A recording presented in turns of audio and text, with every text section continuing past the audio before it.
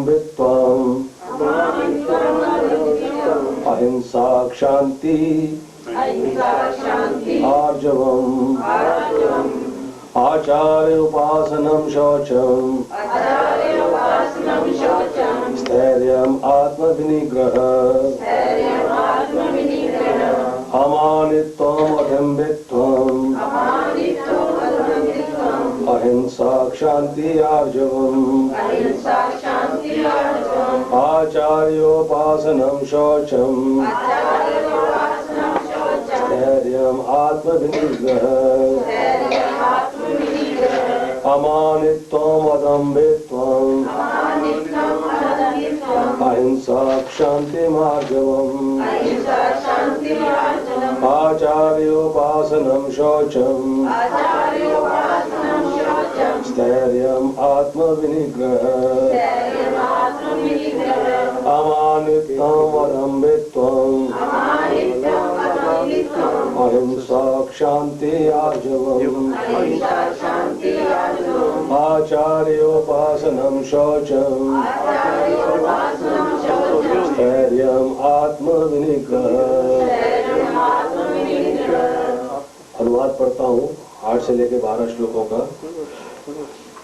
विनम्रता, दम्भहीनता, अहिंसा, सहिष्णुता, सरलता, प्रमाणिक गुरु के पास जाना, पवित्रता, स्थिरता, आत्मसंयम, इंद्र तृप्ति के विषयों का परित्याग, अहंकार का अभाव, जन्म मृत्यु वृद्धावस्था तथा रोग के दोषों की अनुभूति, वैराग्य, संतान, स्त्री, घर तथा अन्य वस्तुओं की ममता से मुक्ति, अच्छी तथा बुरी घटनाओं के प्रति संभाव, मेरे प्रति निरंतर अनन्य भक्ति, एकांत स्थान में रहने की इच्छा, जन समूह से विलगाव, आत्म साक्षात्कार की महत्ता को स्वीकारना तथा परम सत्य की दार्शनिक खोज, इन सबको मैं ज्ञान घोषित करता हूँ और इनके अतिरिक्त जो भी है वह सब अज्ञान है। 5 श्लोक है जी और 5 श्लोक जो है ये एक पूरा का पूरा ग्रुप है, कॉम्बिनेशन है। बताइए 13 चलना है।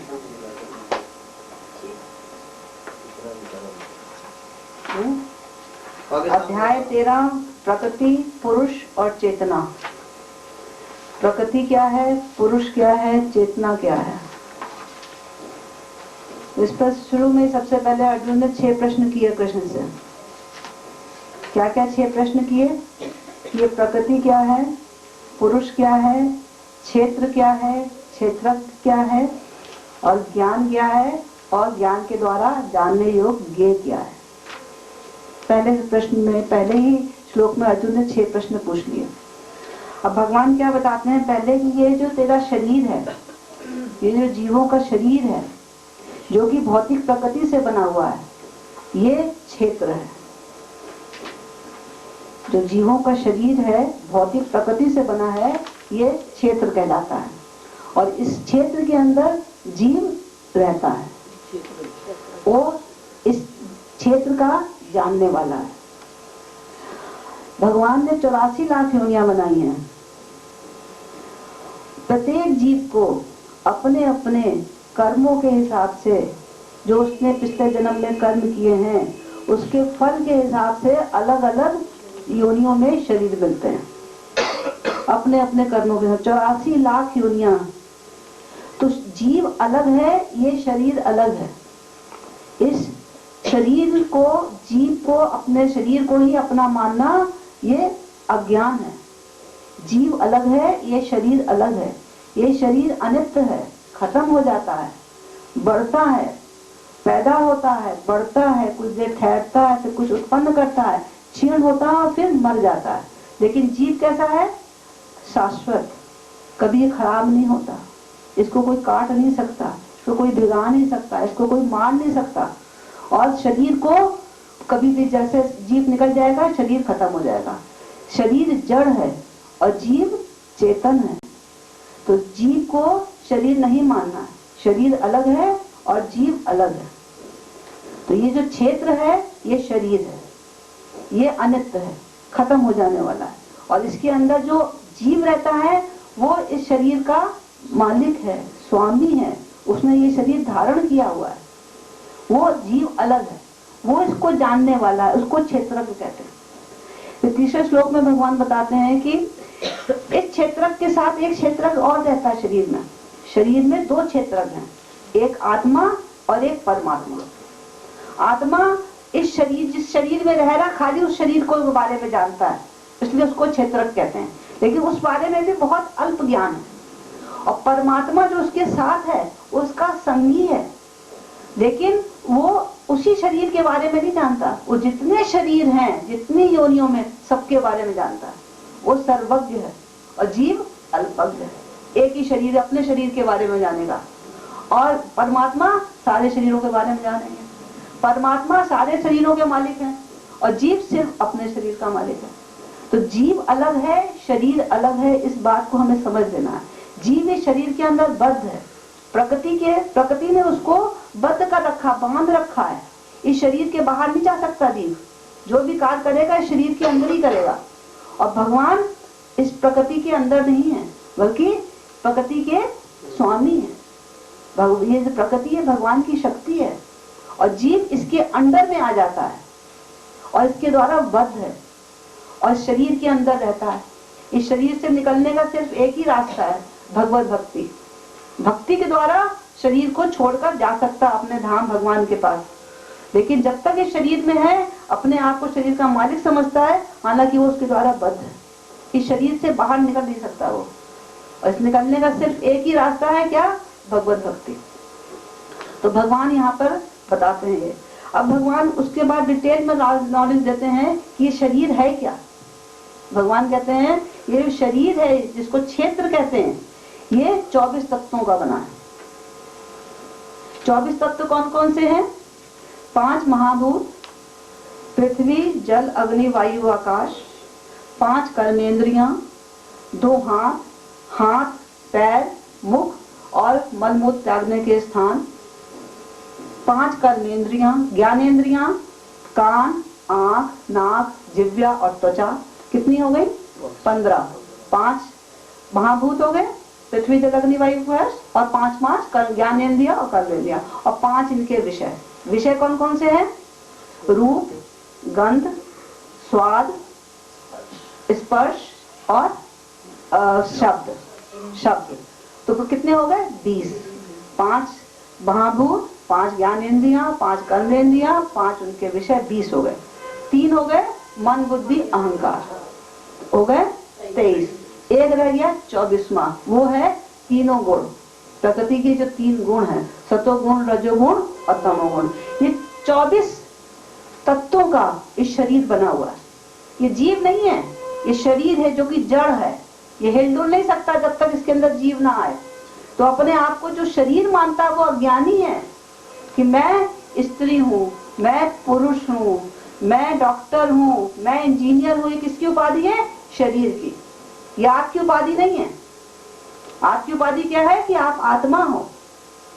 इस बात का आपका ये अहंकार है। अहंकार मतलब अहम, मेरा आकार, अहंकार, मेरा आकार क्या है? कि मैं आत्मा हूँ, मैं। और हम लोग अहंकार किसको समझते हैं? मैं ये शरीर हूँ, मुझे ये चाहिए था नहीं मिला, मुझे वो चाहिए था नहीं मिला, इसने मेरा नुकसान करिए, ये अहंकार है।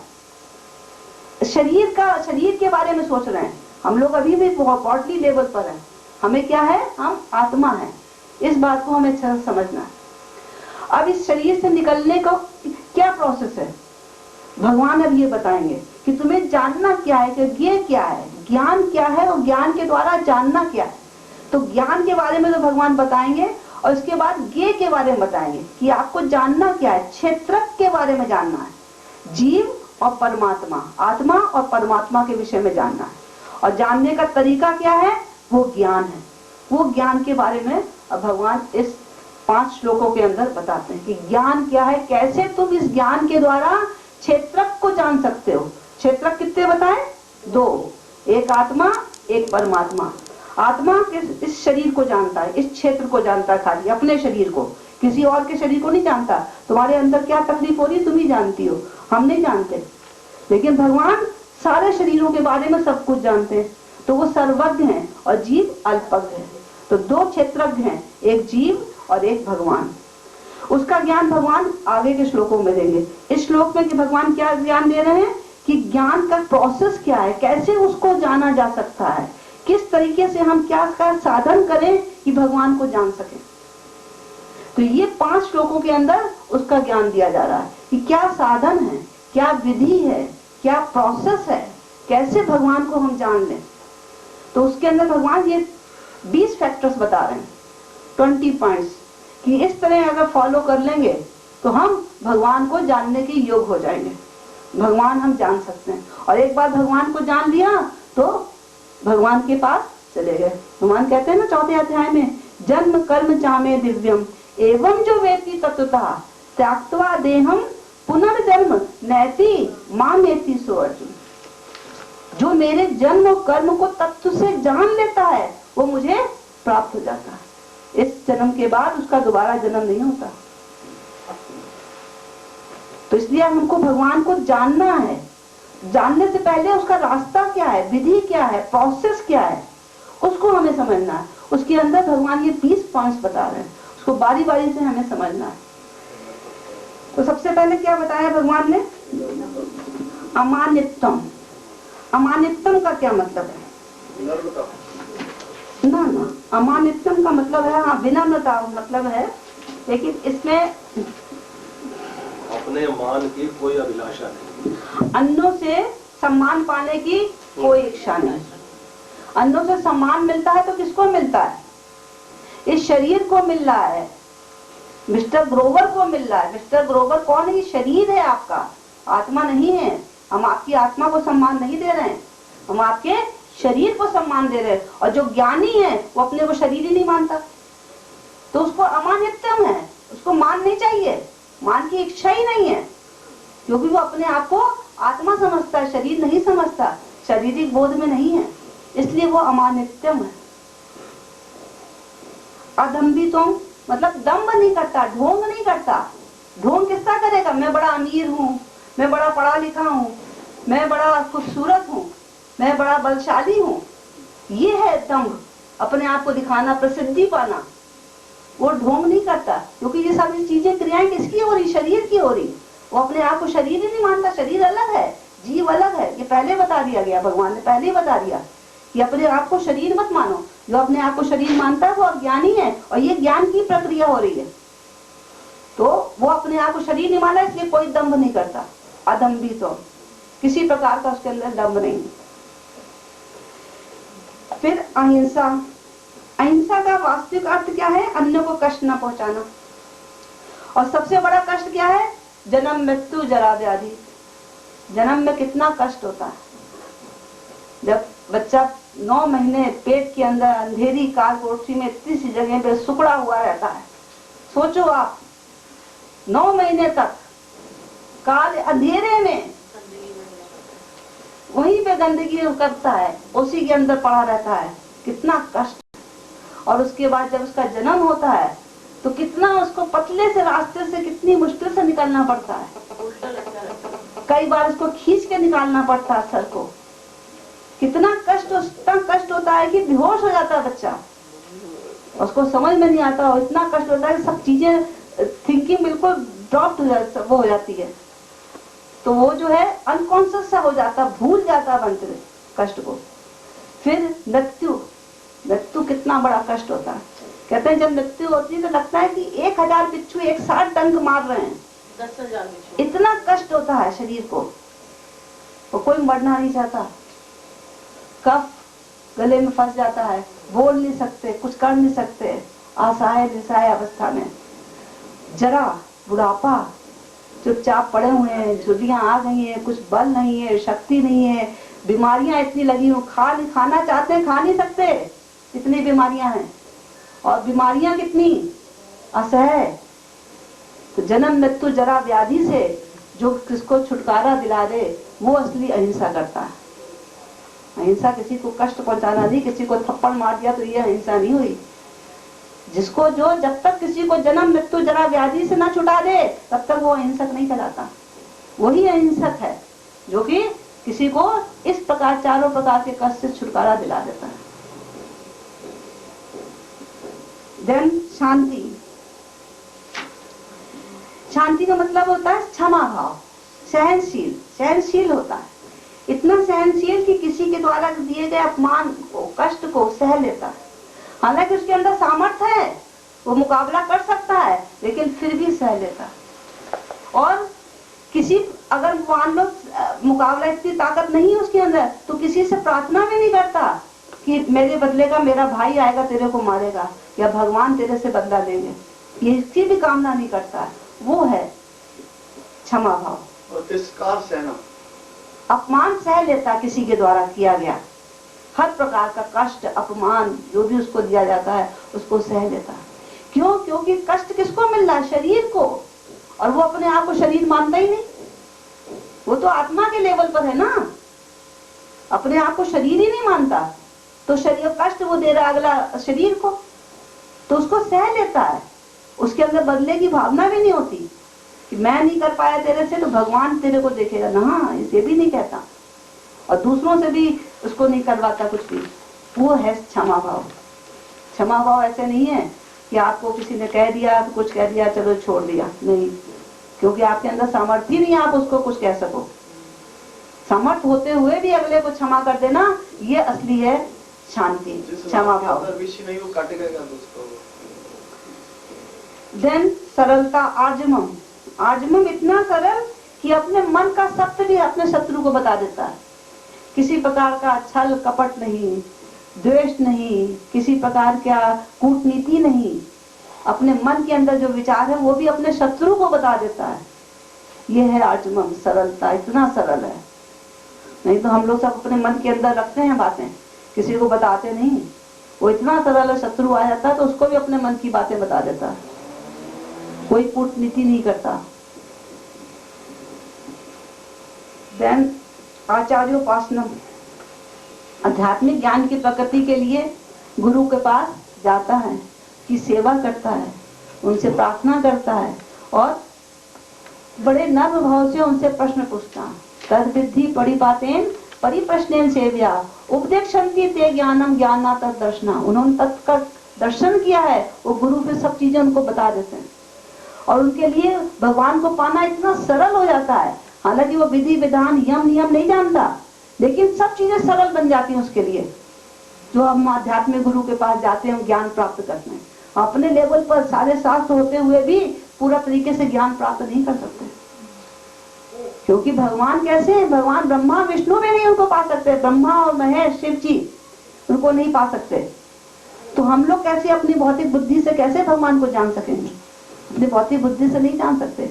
जब गुरु हमें ज्ञान दे देता है, गुरु हमें बता देता है, तो फिर हमें वो चीजें बड़ी इजीली अवेलेबल हो जाती हैं, बहुत आसानी से मिल जाती हैं। हालांकि हम यम नियम विधि विधान में नहीं जान सकते, इतना कर भी नहीं सकते, लेकिन बस सब चीजें हमारे लिए सरल बन जाती हैं। इसलिए हमें गुरु के पास जाना है और गुरु से समझना है, बड़ा ही विनय पूर्वक उनसे पूछना है, ज्ञान प्राप्त करना है।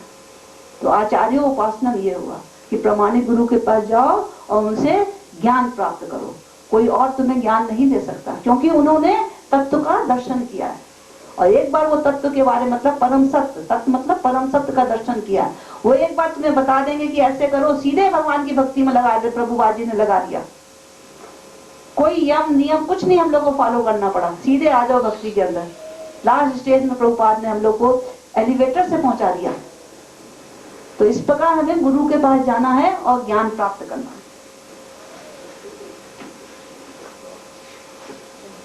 देन शौचम। शौचम में क्या है कि दो प्रकार का शौच होता है, पवित्रता, एक बाह्य और एक आंतरिक। बाह्य पवित्रता क्या है कि स्नान करो, शरीर को बिल्कुल साफ रखो, साफ वस्त्र पहनो, और साथ साथ ये क्या है कि शुद्ध आहार और शुद्ध व्यवहार, दूसरों से व्यवहार भी शुद्ध रखो और आहार भी शुद्ध लो। किसी प्रकार का तामसी भोजन नहीं खाना, मांस, अंडा, मछली और किसी प्रकार का और अलग प्रकार के नॉन वेजिटेरियन फूड नहीं खाने, ध्यान रखना है। और किसी प्रकार का नशा नहीं करना है, ये भी सब शौचम में आ जाता है। आहार और व्यवहार भी स्वचम में आ जाता है। और स्नान करना, मिर्च मसाले भी आते हैं। हाँ मिर्च मसाले भी तमो, अब ये रजोगुणी है। सात्विक आहार लेना चाहिए जो कि रसीले हों, हृदय को शांत करने वाले हों, गरम गरम चीजें नहीं, कटु अम्ल और लवण अति उष्ण तीक्ष्ण विदायना, हृदय विदान कर लेते हैं, हृदय तक पहुंच जाते हैं ऐसी चीजें। तो हमको शुद्ध आहार, सतोगुणी आहार लेना। और आंतरिक क्या है? स्वच्छता, कि अपने दर्पण को, चित्त रूपी मन रूपी दर्पण को बराबर साफ करते रहना, मार्जन करते रहना। चेतो दर्पण मार्जनम, अपने मन रूपी दर्पण का मार्जन करना। इससे क्या होगा? किसी प्रकार जो हमारे पिछले जन्म के कर्मों के फल हैं, उसकी वजह से जो हमारे अंदर छल कपट है, दूसरों के लिए बुरी भावनाएं हैं, इस सब चीजें से, राग द्वेष से जो धूली है वो हट जाती है, प्यूरिफिकेशन। तो वो कैसे होगा? हमेशा भगवान के नामों का जप। हरे कृष्णा कृष्णा कृष्णा हरे हरे, हरे राम राम राम हरे हरे। ये मार्जन हो रहा है, चित्त का हमारे मार्जन हो रहा है। तो लगातार मार्जन करते रहो। इसीलिए बताया गया सततम कीर्तयन्तो माम, हमेशा। क्योंकि छल कपट ईर्ष्या द्वेष दूसरों के लिए आ ही जाते हैं। मन बड़ा चंचल है, किसी का नहीं होता। तो इसलिए जो है हमेशा भगवान का नाम लेते रहो, तो भगवान ये सारी चीजें पाप हमसे दूर रहेंगे। देन स्थैर्य मतलब दृढ़ता। आध्यात्मिक जीवन में उन्नति करने के लिए दृढ़ संकल्प रहता। बड़ी से बड़ी विपत्ति आने पर भी विचलित नहीं होता, दृढ़ संकल्प हमने करना ही, आध्यात्मिक जीवन में उन्नति करनी है। ये स्थैर्य है, दृढ़ता है। देन आत्म विनिग्रह का मतलब है आत्म संयम। मतलब अपने इंद्रिय मन और बुद्धि, तीन चीजें हैं ना जो हमें विचलित करती हैं। हमारी इंद्रियां, हमारा मन और हमारी बुद्धि, इन तीनों को जो वश में कर लेता है, जब इसने तीनों को वश में कर लिया तो क्या करेगा? हर चीज को अपने हिसाब से करेगा, इंद्रियों को अपने हिसाब से चलाएगा। तो जो चीजें त्यागने वाली हैं, जो भक्ति के प्रतिकूल है, त्यागने वाली आसानी से त्याग देगा। तो इसलिए आत्म संयम मतलब इंद्रिय मन बुद्धि को वश में कर देता है, उसके अनुसार ये कार्य करती हैं, अपने अनुसार कार्य नहीं करती, वो जीव के अनुसार कार्य करेंगी, जो जब उसके मन में वश में हो जाएंगी। तो उसके जो भक्ति के प्रतिकूल चीजें, इन सबका त्याग हो जाएगा। देन इंद्रियार्थेषु वैराग्यम।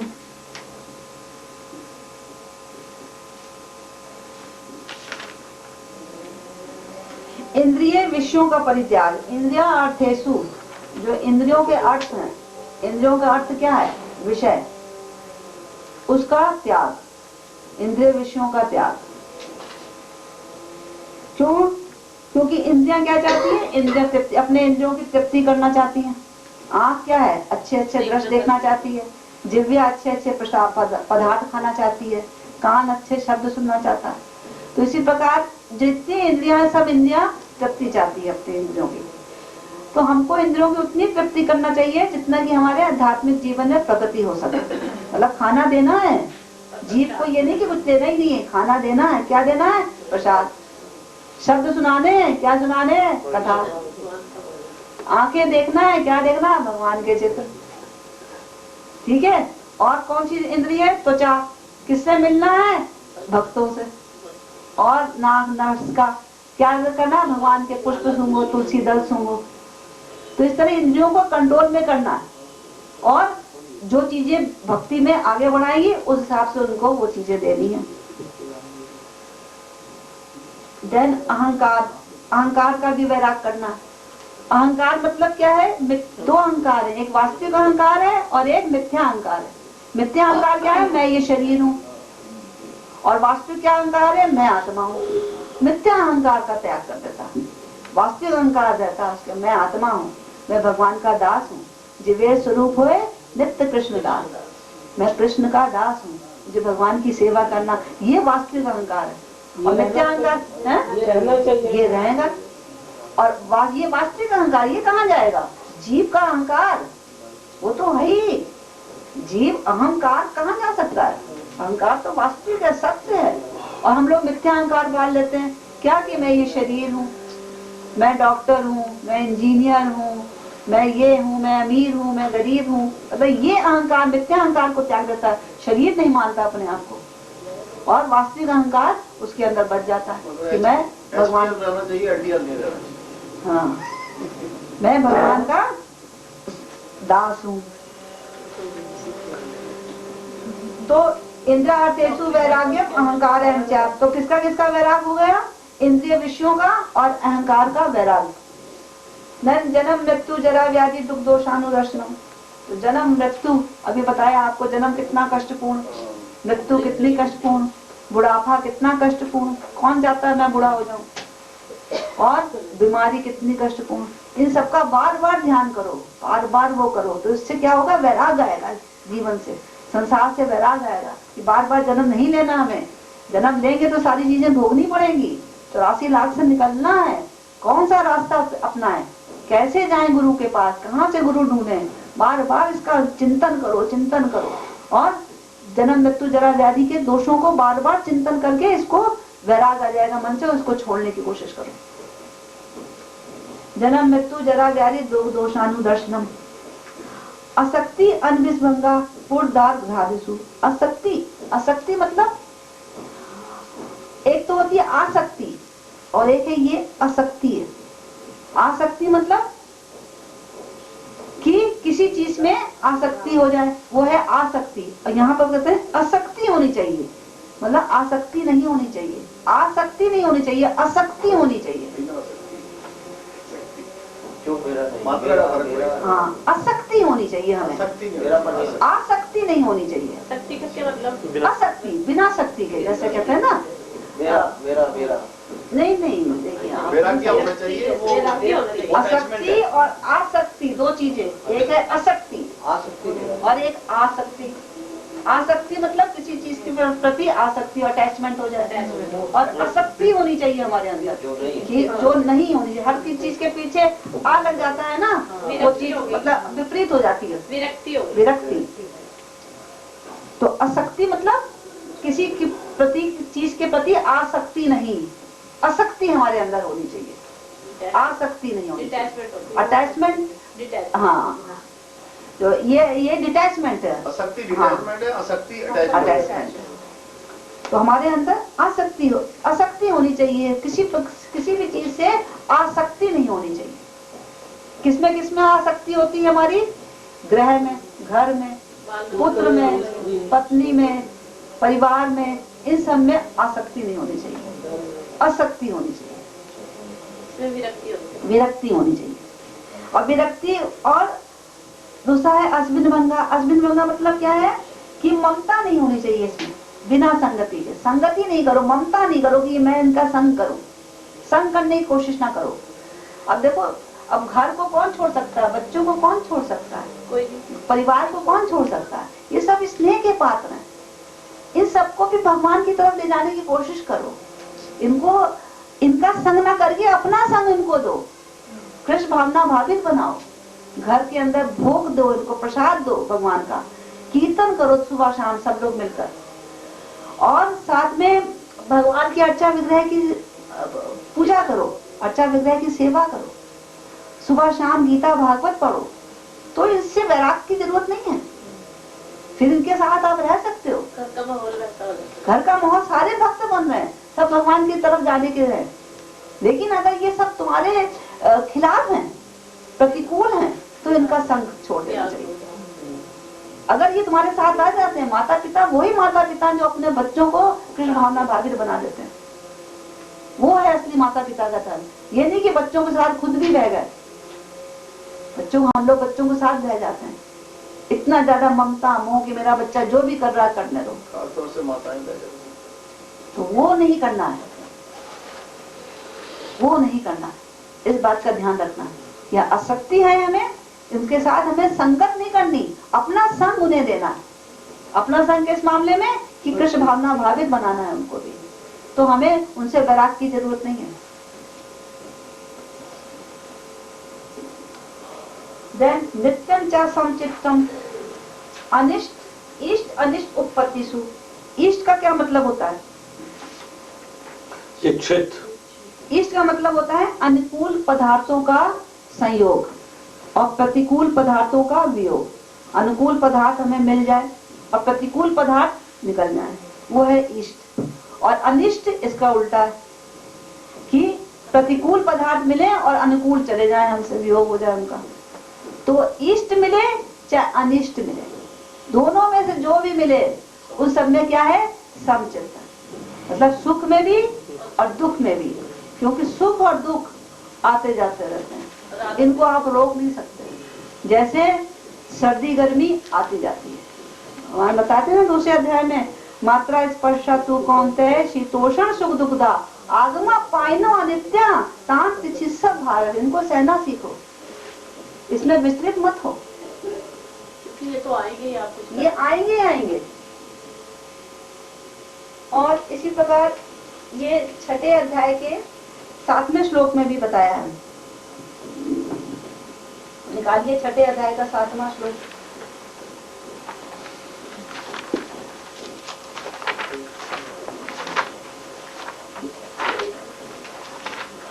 जितात्मना प्रशांतस्य परमात्मा समाहिता शीतोषण सुख दुखेषु तथा मानापान्य। जिसने अपने मन को जीत लिया उसने परमात्मा को प्राप्त कर लिया, क्योंकि उसने शांति प्राप्त कर ली। ऐसे पुरुष के लिए सुख दुख शीत ताप मान अपमान एक से हैं। शीतोषण सुख दुखेषु तथा मान अपमान, छठे का 7वां। देन 12वां अध्याय अभी जो हम लोगों ने पिछली बार पढ़ा है उसका श्लोक निकालिए, 13वां श्लोक, 12वें अध्याय का 13वां श्लोक। 13 से लेकर 19 श्लोक तक भगवान ने यही बताया है कि कैसे सहना। हाँ, 12वें का 13वां देखो, इसमें सेकंड लाइन देखो, निर्ममो निहंकारा सम दुख सुखा छवि। सम रहता है, दुख और सुख दोनों में सम रहता है, वैसा भक्त मुझे प्रिय है।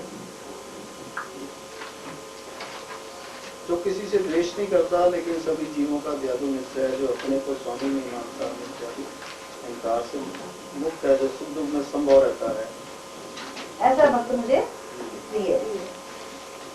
तो हमें सुख और दुख में संभाव रहना चाहिए। ये है नित्यम चा समचित्तम, समचित्त, अपना चित्त को सम रखना है, नित्य सदा, ये नहीं कि किसी समय, सदा। सुख मिले चाहे दुख मिले, समभाव, क्योंकि ये सर्दी गर्मी के तरह आने जाएंगे, आएंगे आएंगे और जाएंगे जाएंगे। इसमें बहना नहीं है, अब मैं बड़ा दुखी हूँ आज मैं नहीं जा सकता, मैं बड़ा वो परेशान हूँ मैं आज नहीं जा सकता, मेरा दिमाग काम नहीं कर। सुख दुख है, ये संसार का है, शरीर को मिल रहा है, आत्मा को नहीं मिल रहा है। इसलिए आत्मज्ञानी जो है वो समझता है ये शारीरिक दुख है, तो इसको वो छोड़ देता है, इसमें संभाव रहता है।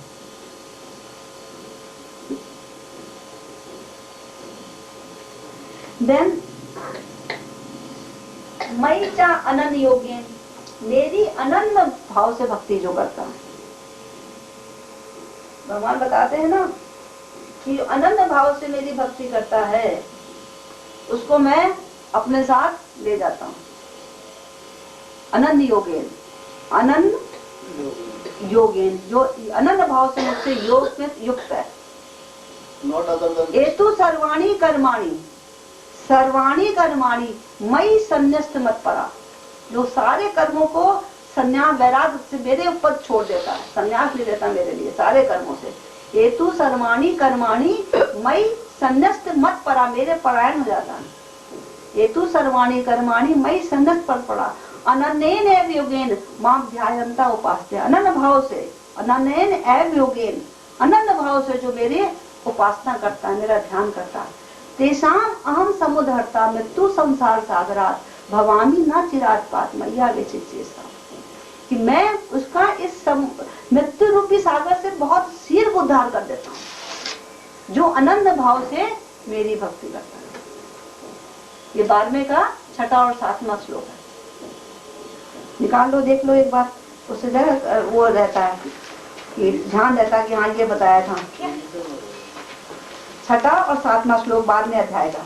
एतु सर्वाणी कर्माणि मयि संन्यस्त मत परा अनन्ये वै योगेन मां ध्यायन्ता उपास्ते तेषाम अहम समुद्धरता मृत्यु संसार सागरात भवामी न चिरात पात मैया विचित्सा।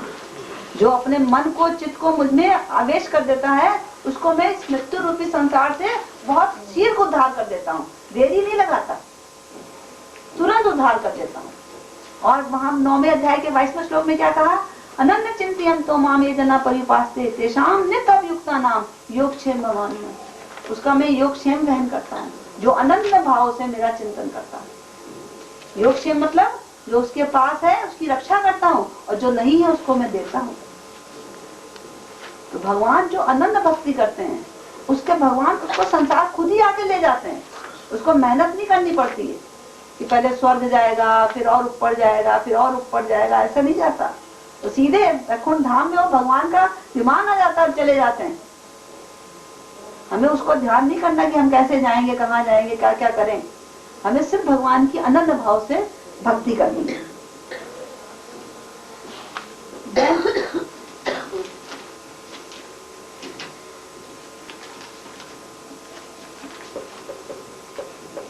अनन्य योगेन भक्ति अव्यभिचारिणी। अव्यभिचारिणी भक्ति क्या होती है?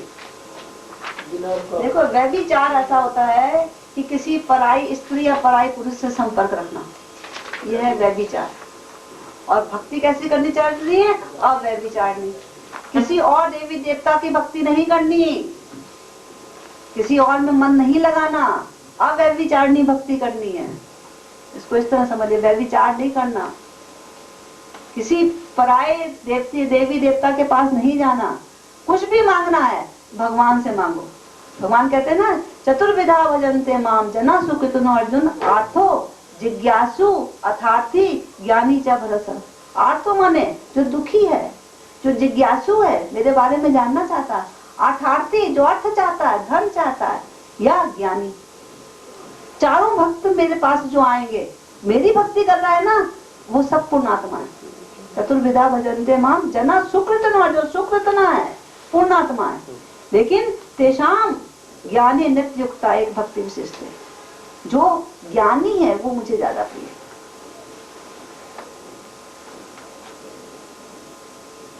भगवान कहते हैं जो ज्ञानी है उन सब में, चारों में से, अथार्थी जिज्ञासु आर्थो जिज्ञासु अथार्थी ज्ञानी, इन सब में ज्ञानी जो है, क्योंकि वो मेरी अनंत भाव से मेरी भक्ति में लगा रहता है। 7वें का निकालो 16वां श्लोक, 16वां और 17, 7वें अध्याय का 16 और 17।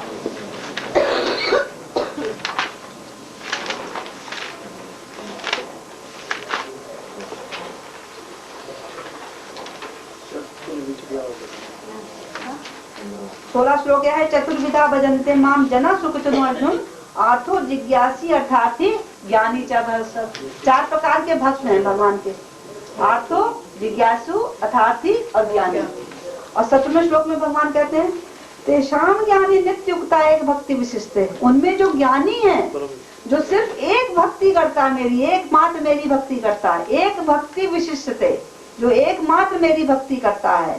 प्रियो ही ज्ञानो अतर्थम हम, वो मुझे बहुत प्रिय होता है और मैं भी उसको बहुत प्रिय होता हूँ। वो मुझे बहुत प्रिय है और मैं उसको बहुत प्रिय हूँ। जो एक भक्ति करता है, मतलब अव्यभिचारिणी भक्ति हो गई। हमें अव्यभिचारिणी भक्ति करनी, किसी और की भक्ति नहीं करनी। किसकी करनी है? सिर्फ भगवान श्री कृष्ण की। और कैसे? अनन्य भाव से। अनन्य योगेन मां ध्यायन्ता उपास्य, जो अनन्य भाव से मेरी भक्ति करता है, उसको मैं इस संसार से अति शीघ्र ले जाता हूँ।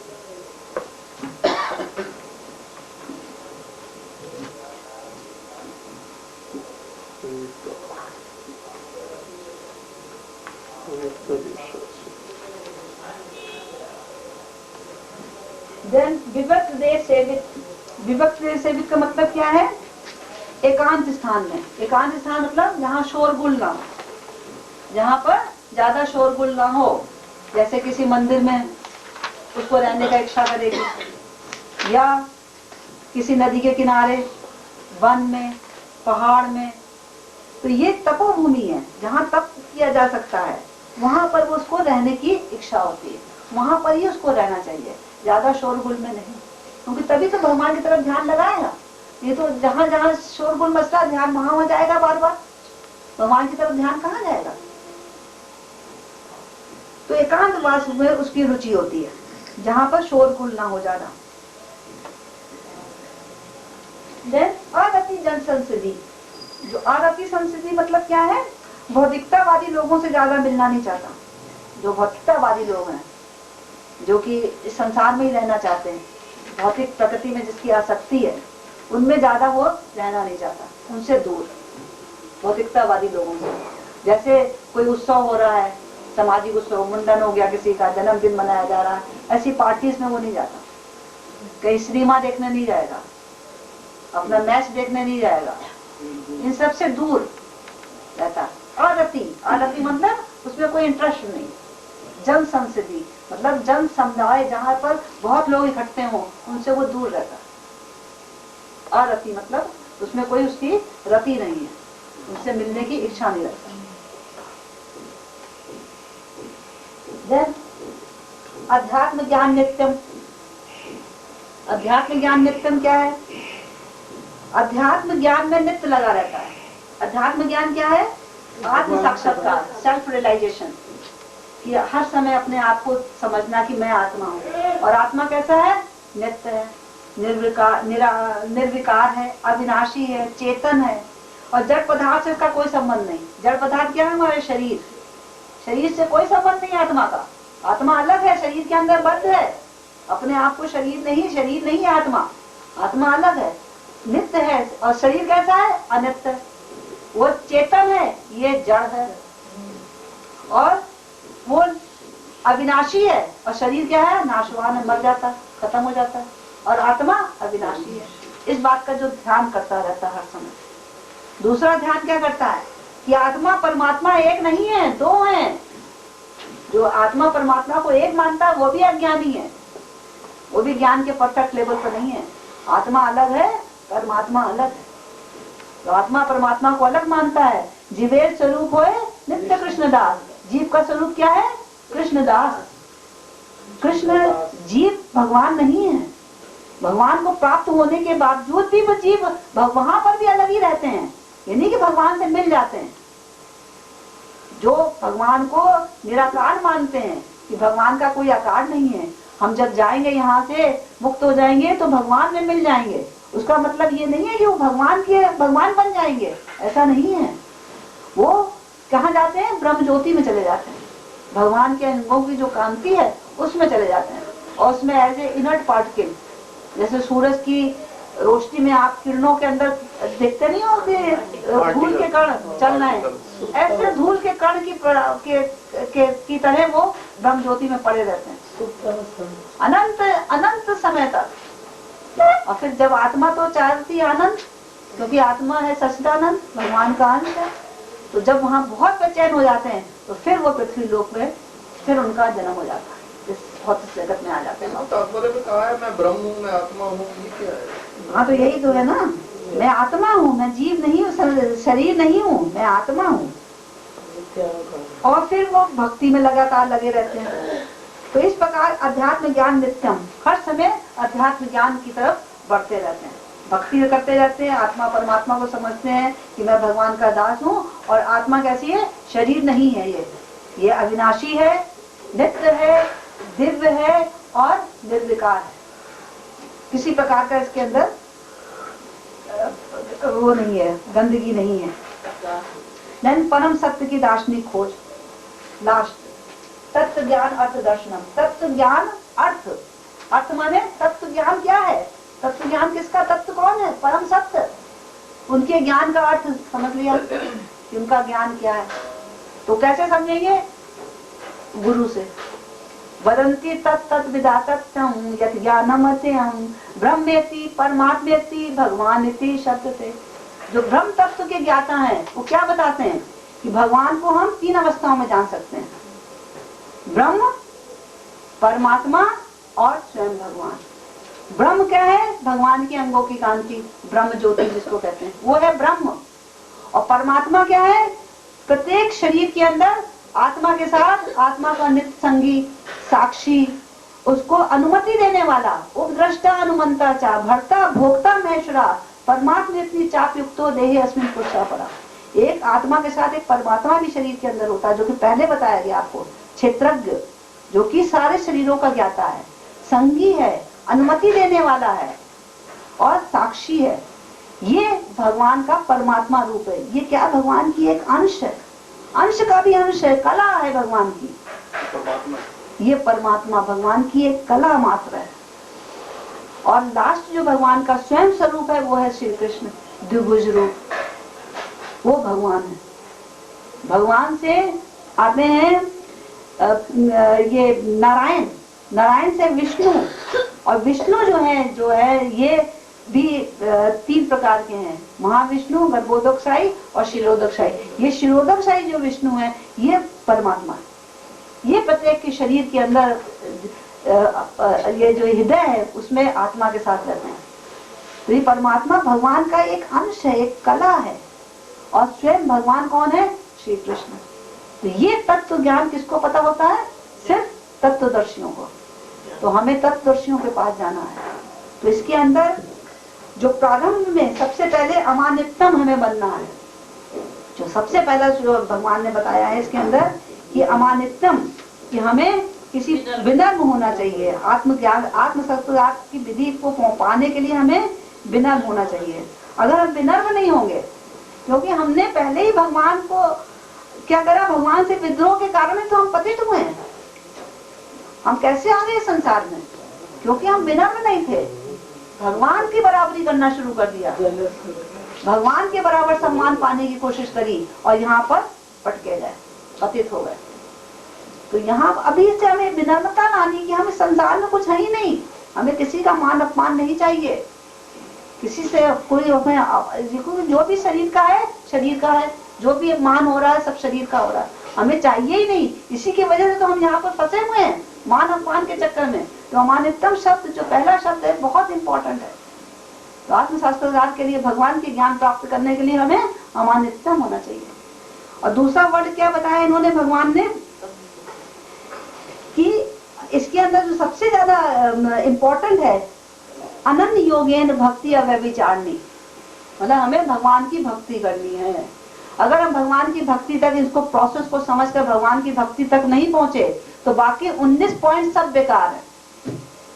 और अगर हम भगवान की भक्ति को पहुंच गए हैं तो 19 पॉइंट अपने आप आ जाते हैं। उसके लिए आपको मेहनत नहीं करनी, उसके लिए आपने प्रयत्न नहीं करना, 19 पॉइंट अपने आप आ जाएंगे अगर हम भगवान की भक्ति शुरू कर देंगे। और अगर हम भगवान की भक्ति तक नहीं पहुंचे तो 19 पॉइंट जितने भी हैं सब बेकार, यानी कि विनम्रता, दमहीन सब बेकार हो जाएंगे। आ जाएंगे भगवान भक्ति के साथ। हाँ, सब आ जाएंगे जो भक्ति करेगा भगवान की। मजा ये एक भी नहीं आया। और 8वें श्लोक में जो गुरु का बताया है, आचार्योपासनम, वो भी सिद्धांत बहुत अनिवार्य है, क्योंकि प्रमाणिक गुरु के बिना भक्ति का आरंभ ही नहीं हो सकता। प्रमाणिक गुरु के बिना भक्ति का आरंभ ही नहीं हो सकता। तो आध्यात्मिक जीवन का यही मार्ग है। और इससे परे जो कुछ भी है सब क्या है? अज्ञान। इससे परे जो कुछ भी है, मतलब इससे परे क्या होगा? जो अपना अमानितम, जो अपने मान बढ़ाई जाता है, मतलब जो अपनी मान बढ़ाई की कामना करना चाहता है, जो दंभ करता है, जो हिंसा करता है, क्रोध करता है, कपट करता है, अपवित्रता है जिसके अंदर, अस्थिरता है, कुसंग है, आसक्ति है और ममता है, अश्रद्धा है, ये सब चीजें अज्ञान है। ये ज्ञान में नहीं आता, बस सब अज्ञान है। ये वाली जो 20 पॉइंट्स हैं ये ज्ञान है। तो इसको हमें समझेंगे। इसके बाद भगवान हमें क्षेत्रज्ञ के बारे में बताएंगे, एक जीवात्मा के बारे में और एक परमात्मा के बारे में। उसका ज्ञान अब आगे के श्लोकों में होगा। ये ज्ञान को भगवान को पाने की विधि बता दी, कैसे एक बार विधि करो, उसके बाद किसको पाना है, ये क्या है, वो आगे के श्लोकों में आएगा। ठीक है, हरे कृष्ण। मैं आपको बता देता हूँ, जो आंतरिक स्वच्छता है और जो बाहरी स्वच्छता है, स्वच्छता को हम क्या मानते हैं। आपने अपने घर के अंदर ठाकुर जी को विराजमान किया, चाहे लैमिनेशन के रूप में किया, चाहे आपने एक डीटी के रूप में किया, अर्च विग्रह के रूप में किया। अब वो आइडल और अर्च विग्रह में भेद क्या है समझना जरूरी है। मतलब मूर्ति में और अर्च विग्रह में भेद क्या है ये समझना जरूरी है। तो मूर्ति का अर्थ यह है कि अलमारी में पड़ी है, कोई सेवा नहीं हो रही, कोई अर्चना नहीं हो रही, कोई पूजा नहीं हो रही है? और अर्च विग्रह का मतलब है वो जो विग्रह है, वो जो साकार स्वरूप है, उसकी आप अर्चना कर रहे हो, वंदना कर रहे हो, भोग लगा रहे हो, वगैरह वगैरह वगैरह, ये सारी बातें उसमें जो है सम्मिलित हो जाती हैं।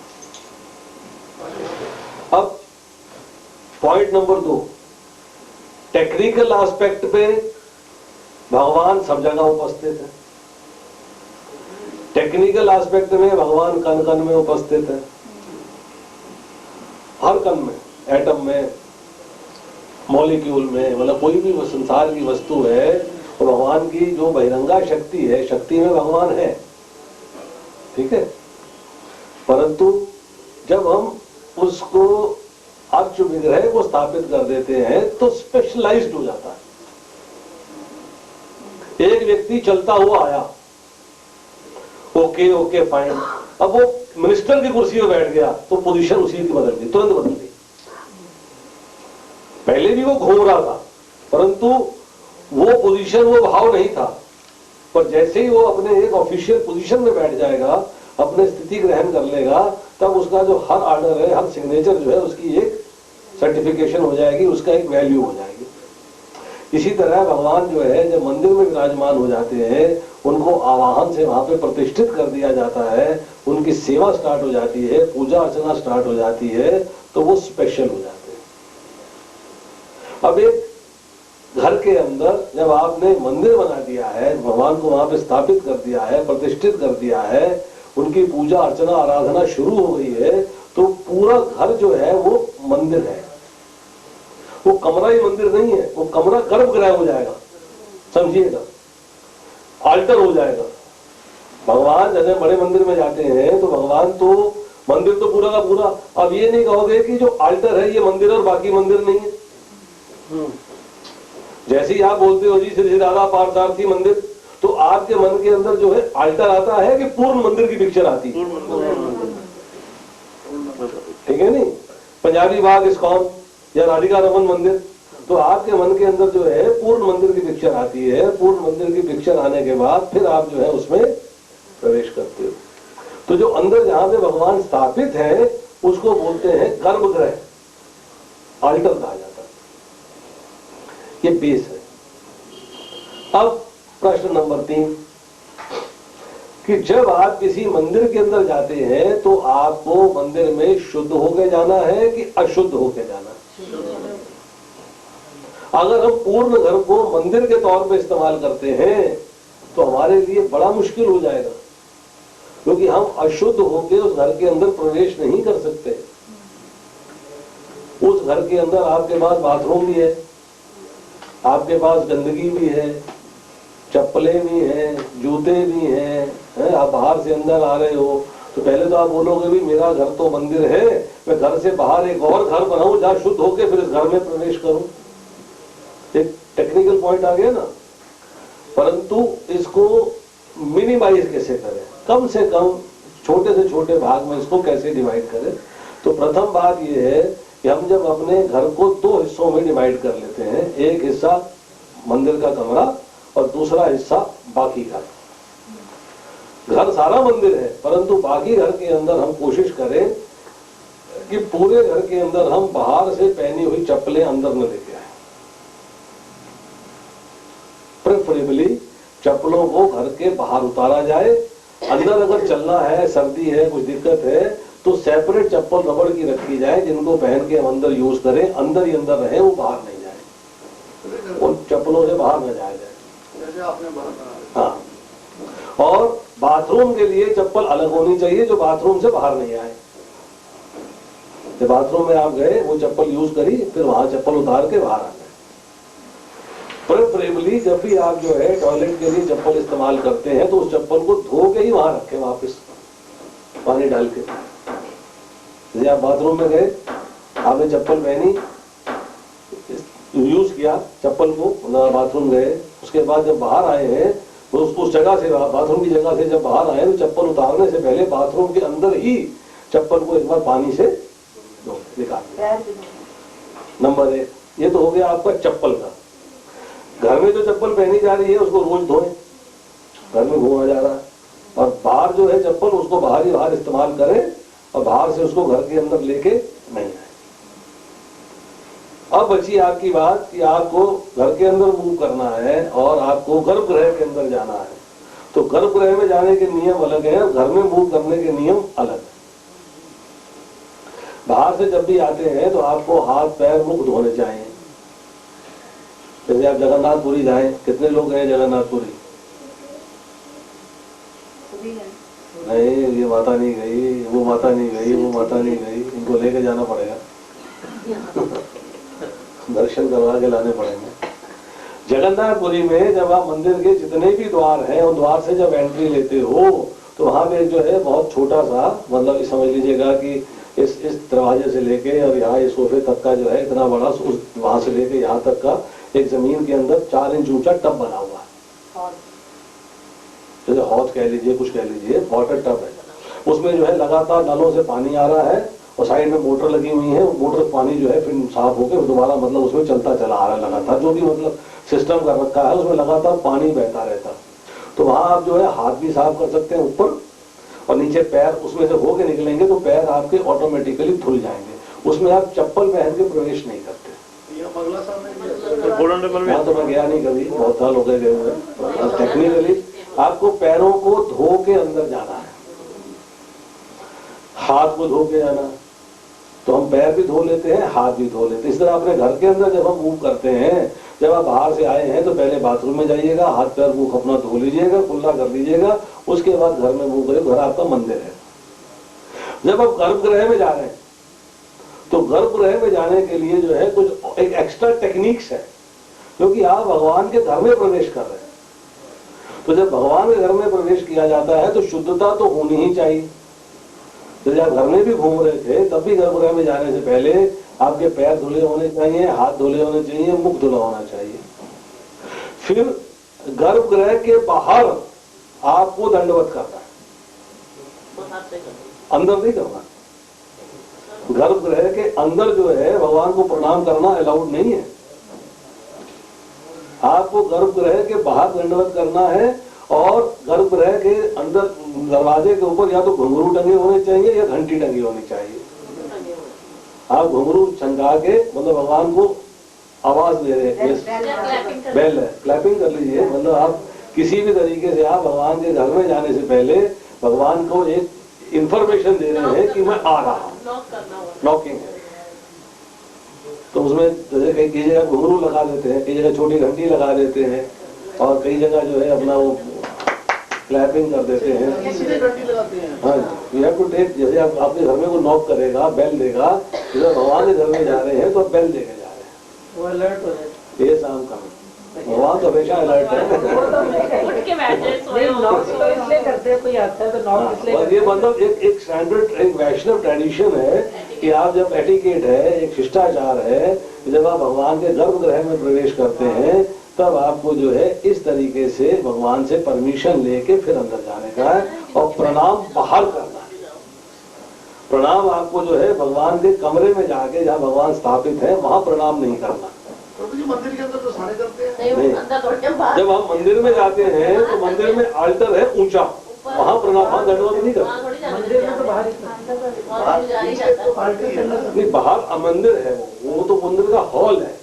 हॉल की बात हम नहीं कर रहे, हम आल्टर की बात कर रहे हैं। अल्टर के बाद। अच्छा अच्छा, वो जो अच्छा ठीक है। वो जो ऊपर आल्टर जहाँ भगवान स्थापित है, जब पर्दा खींच जाता है, भोग लगता है, जहाँ भगवान सोते हैं, जो पूरा का पूरा आएगा, उसमें या पुजारी स्थिति है, पुजारी दंडवत नहीं करता। पुजारी अंदर दंडवत नहीं करता। पुजारी सिर्फ नमस्कार करेगा, प्रणाम करेगा। तो भी जैसे ये है, ये स्थिति है, हाँ। इस स्थिति में तो इस स्थिति में क्योंकि हमारे पास जो है वो सेपरेट एरिया नहीं है, ये सिर्फ भगवान का आल्टर तो वही है। तो हम जो है आल्टर के आगे 100 फुट 2 फुट जगह छोड़ देते हैं, तो वहाँ दूरी में दंडवत अब यही करते हैं हम लोग, कहाँ वहाँ जाते हैं। वहाँ थोड़ी करते हम दूरी में दंडवत कर देते हैं।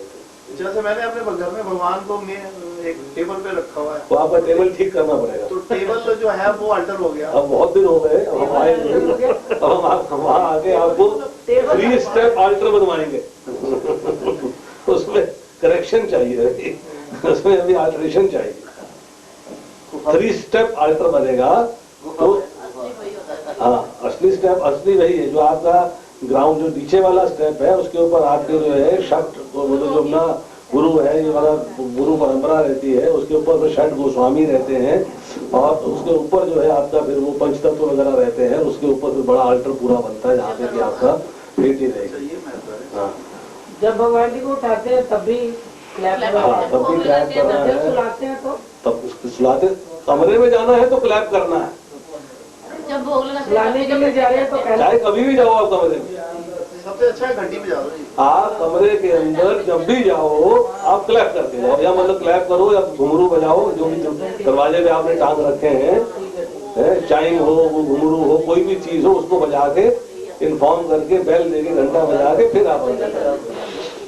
तो चप्पल जो है आपको वो घर के अंदर प्रयोग नहीं करना, शूज आर नॉट परमिटेड।